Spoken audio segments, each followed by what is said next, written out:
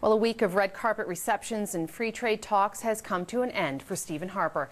The Prime Minister was on a 6-day tour of Latin America this week. On the agenda, free trade and greater Canadian involvement in the Caribbean and Latin America. So how did Harper fare on his diplomatic mission? Pablo is an expert on Latin American politics at the University of Calgary. He's been tracking the trip and he joins us from Calgary. Why don't we start with this seemingly renewed interest in this region? Why is this happening now?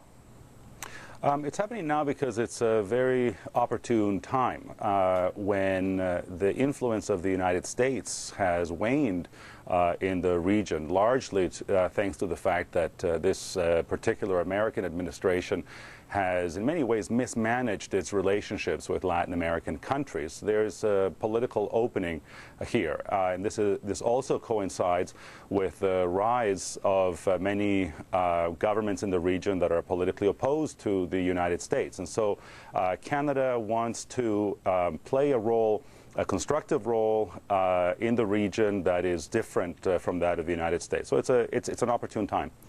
Do you think Mr. Harper made any significant inroads here?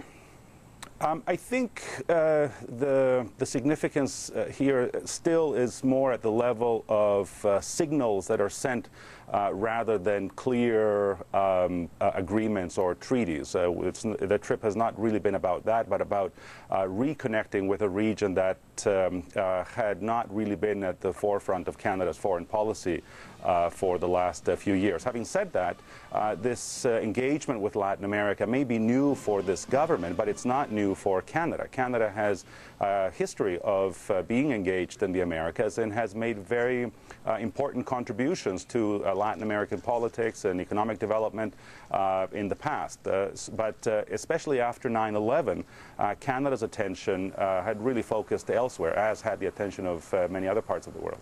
Now, there were some groups like Amnesty International pushing the Prime Minister to deal with the human rights issue. Maybe give us, if you could, a sort of rating. How did the Prime Minister do on that front? I think there was a lot of lip service paid to human rights issues in the speeches, but we didn't necessarily see much beyond that, especially in the question of Colombia. We saw the announcement of free trade talks with Colombia and Peru.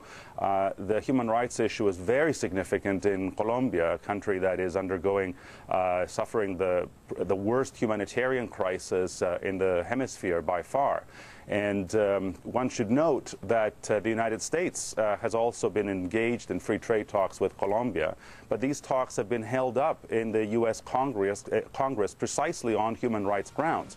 So what we'll want to see is whether, as the free trade talks progress, these human rights concerns remain at the center of them. You talk about the U.S. here.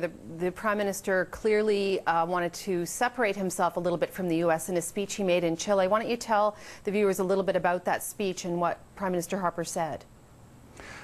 He signaled that Canada should be seen as a third way, if you will, between, on the one hand, unbridled American capitalism, a model that the Latin Americans certainly know very well, and on the other hand, authoritarian socialism that is probably most closely associated, a model that's closely associated with the government of Venezuela, of Mr. Chavez in Venezuela.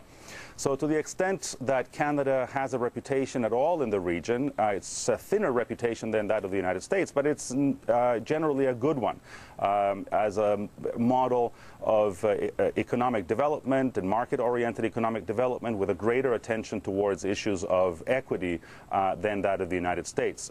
Again, I think beyond the rhetoric, the proof will be in the pudding and the kinds of resources that Canada is prepared to put behind these kinds of statements. But as far as it goes, the reputation that Canada has to build on for this is generally a good one, notwithstanding the events of Thursday night.